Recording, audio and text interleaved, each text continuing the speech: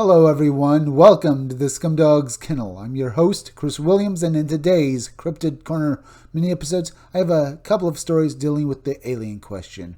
One involving, is the British government still, do they still have a program dealing with UFOs? And the other, one involving, an astronaut and his stories about alien encounters that he and his other astronauts have seen. Either way, we'll start with this first article. British UFO program still active. Private company holding recovered craft. Let's get into it now. Following recent media attention surrounding the UK UFO Disclosure Group, a senior figure within the British intelligence community has come forward with stunning revelations contrary to public belief. The United Kingdom's UFO investigation program is not defunct. It's active, covert, and now run by the private sector.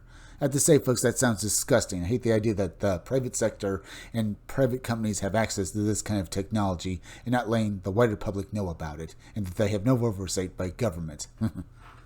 Now that is truly terrifying. But then again, I can't expect, legitimately bright ideas coming out of the British government, folks. But either way, let's continue. According to the source, British defense contractor BAE Systems is at the heart of the operation, overseeing a modernized version of the UK's UFO program across several secure facilities within the country. So this contractor, BAE Systems, are the one overseeing this program now and have access to this technology if it indeed does exist. As I said, folks, if this is true, I do not like it, because these private companies, they have no oversight, and they're more interested in making a buck than they are in basically helping humanity. And I find that the idea of them having this kind of technology terrifying. But let's, as I said, continue. In a revelation that echoes similar claims made in the United States, it's alleged that these non-human craft have been retrieved and are currently being held in classified locations, one linked to the well-documented Pentrek incident in Wales, one recovered from Scotland, and one from the Irish Sea near Blackpool. Perhaps even more astonishing is the claim that the UK has an active UFO crash retrieval team, a rapid response unit capable of reaching any downed object within 20 minutes anywhere in the UK. These revelations fundamentally changed the landscape of our disclosure campaign, said Mark Christopher Lee, founder of the UK UFO Disclosure Group. Indeed, folks, the fact that, that the government no longer has its hands on this technology and that it is in the hands of private companies and organizations means that they can't just file a FOIA request and get information on what these companies are holding, because they're not subject to such, FOIA requests, folks. At least that's what happens with America. And indeed, it's probably true for the UK as well. So good luck getting your hands on this technology. But as I said, folks, let's continue. And after, we can basically contemplate and summarize the information and come to some conclusions about what this all means, especially with trying to get to the truth of the UFO question. Either way, let's continue now. The public deserves to know the truth about what's happening on British soil, and the fact that private defense contractors may be controlling this information raises serious questions about oversight, accountability, and transparency. The UK UFO Disclosure Group will be taking this new intelligence to contacts in the House of Lords with the goal of pressing for urgent parliamentary debate and official inquiry. We're not just chasing lights in the sky, Mark Christopher Lee added. We're chasing the truth, and we believe the British public has a right to it.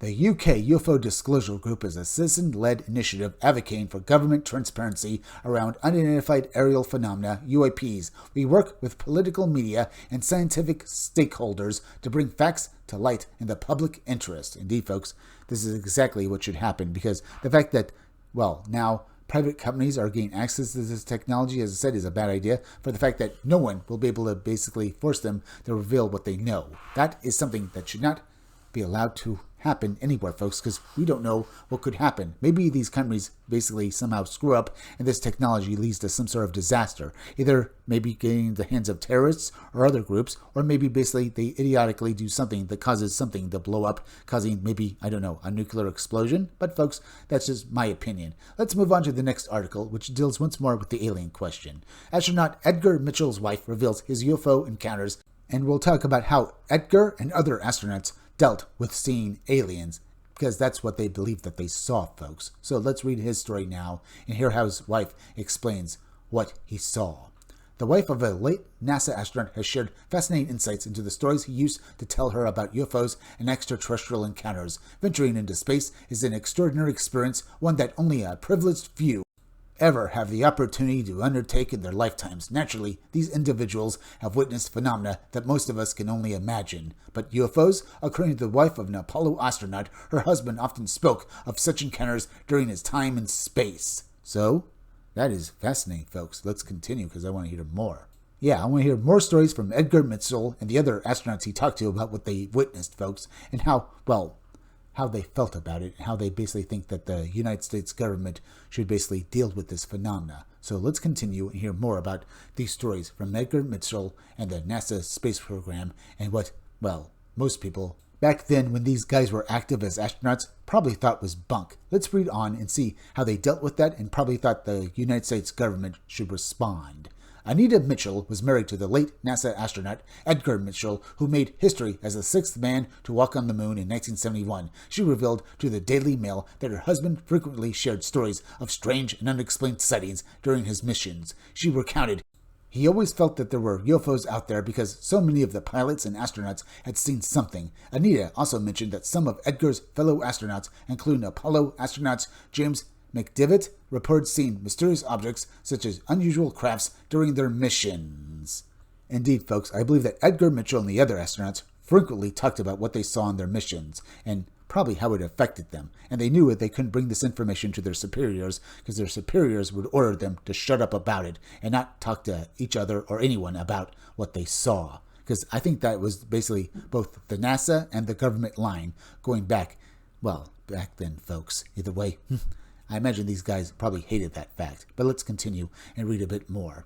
One particularly striking account came from Project Mercury astronaut Leroy Gordon Cooper Jr., who attended a dinner party at the Mitchells' home. Anita recalled, "I remember Gordy telling us at a dinner party in our house that he had seen something. He said, 'Listen, we have nothing that goes that fast and goes that high.' Cooper, a veteran of the Mercury and Gemini programs, was among the pioneers of early space exploration. Anita has amassed so many intriguing stories from former NASA astronauts that she decided to compile them into a new book titled 'You Don't Look Like an Astronaut's Wife.'